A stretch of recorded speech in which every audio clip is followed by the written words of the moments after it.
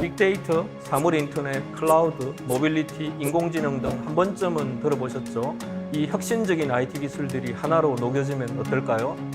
4차 산업의 중심이 될 대한상공회의소 인재개발TV 구독자 여러분, 안녕하세요. 성균관대학교 스마트팩토리 융합학과 정종필 교수입니다. 앞서 말한 IT 기술들이 제조업에 적용되는 것을 스마트팩토리라고 하는데요.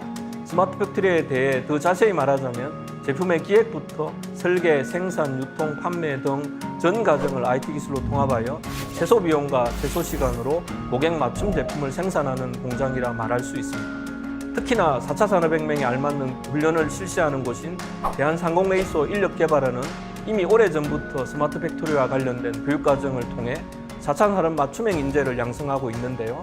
이번 시간과 다음 시간 총 2회에 걸쳐 대세를 넘어 사회에 필수적으로 작용하고 있는 스마트 팩토리에 대해 강의를 진행해 보겠습니다. 이번 시간에는 제조 환경의 변화와 스마트 팩토리에 관해 이야기해 보겠습니다. 우리가 살고 있는 세상은 엄청난 변화를 겪고 있습니다. 먼저 이제 제조 환경의 변화와 스마트 팩토리에 대해서 설명드리도록 하겠습니다. 이 제조업의 어떤 변화를 볼 수 있을 텐데요.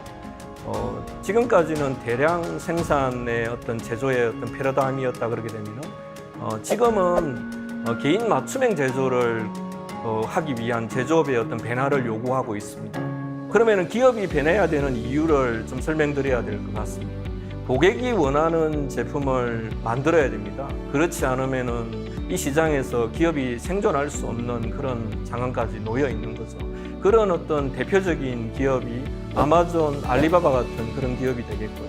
고객이 원하는 제품을 어떻게 제조할 것인가 라고 하기 위해서는 아까 말씀드렸던 어떤 빅데이터 관리 기술이라든지 인공지능 기술이 매우 중요합니다. 이런 어떤 기술을 토대로 해서 최적화된 제어를 할 수 있어야 되는 거죠.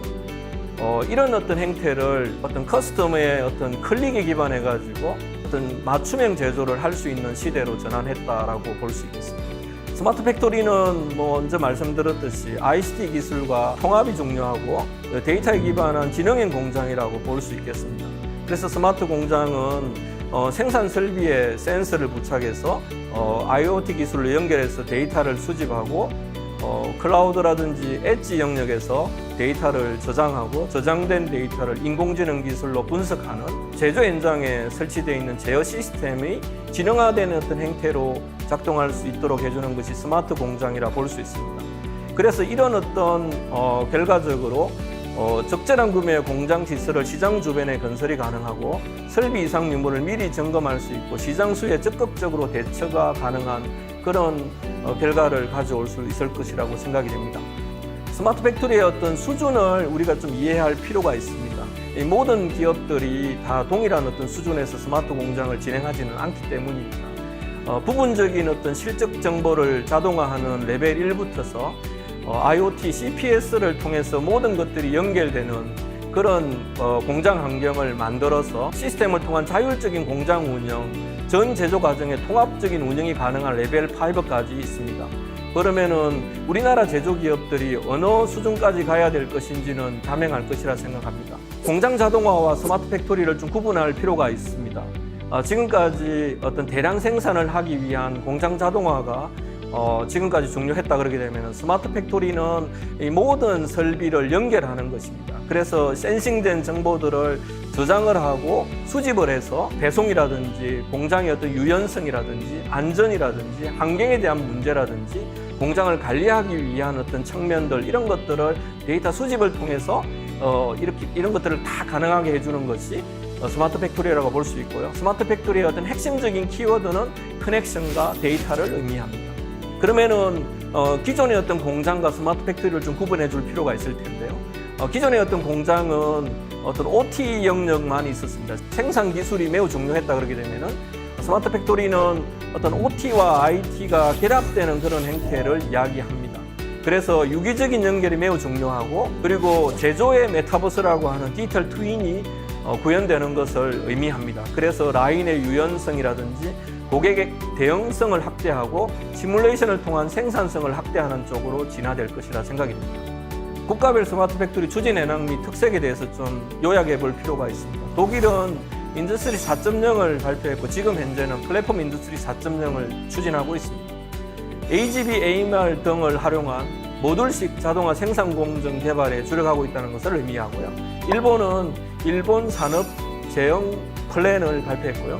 로봇 부품 소재 기업들의 스마트 팩토리 신시장 개척을 추진하고 있습니다. 미국은 AMP를 추진하고 있고요. 여기서는 우리가 알고 있는 리쇼링 정책이 매우 중요한 정책 중에 하나입니다. 그리고 미국 같은 경우에는 소프트 기술이 매우 발달되어 있기 때문에 산업 인터넷 플랫폼 패키지 선점을 매우 중요시 여기는 정책을 추진하고 있습니다. 그리고 우리와 가장 가까운 중국은 중국 제조 2025를 발표했고 첨단 제조업 육성 정책을 추진하고 있습니다.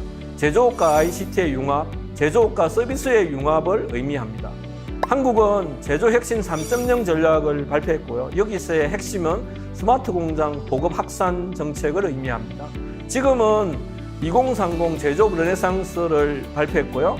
이 핵심은 8대 스마트 제조 기술을 지원하겠다.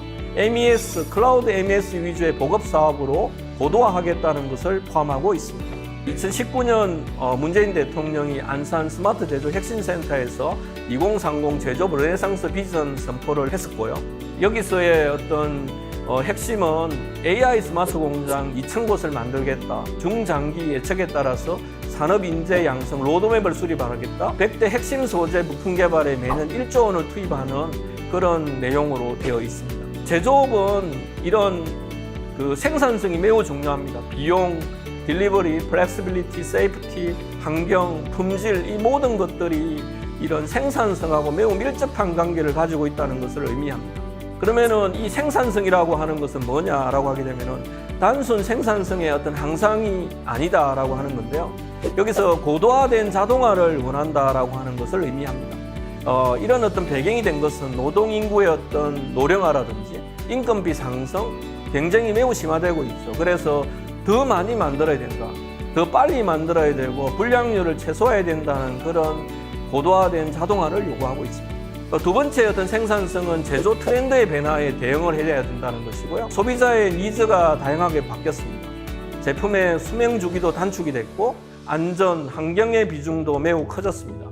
그래서 소량, 대량, 다품종, 연결된 공장, 제조업의 서비스와 같은 새로운 제조의 패러다임을 요구하고 있습니다.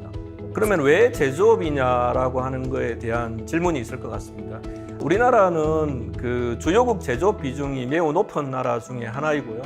그리고 성장률이 지금 정체되어 있고 실업률도 매우 높은 편에 속합니다. 2020년에 코로나 팬데믹이 전 세계적으로 이 모든 산업에 영향을 줬습니다. 그런데 이제 제조업 비중이 높은 나라들이 상대적으로 더 높은 성장률을 기록할 것이라고 하는 예측들이 있습니다. 그 다음 이제 제조업에 대해서 좀 볼 필요가 있을 텐데요. 주요국의 제조업 경쟁력이 우리나라가 지금 매우 높은 편이고 오히려 그 순위가 하락하고 있습니다. 주요 국가별 제조업 비중에 있어서도 우리나라의 어떤 비중이 매우 높은 그런 상황에 놓여 있다라고 하는 것을 알 수 있겠고요. 또 심지어는 직간접적 일자리 감소에서 보게 되면 제조업이 상당한 어떤 영향을 주고 있다라고 하는 것을 알 수 있겠습니다. 해외 우수 스마트 공장 사례를 보게 되면은 우리가 대표적으로 아디다스와 BMW를 이야기할 수 있을 텐데요. 아디다스는 고객 수요에 맞는 실시간 제품을 생산하는 공장을 만들었죠.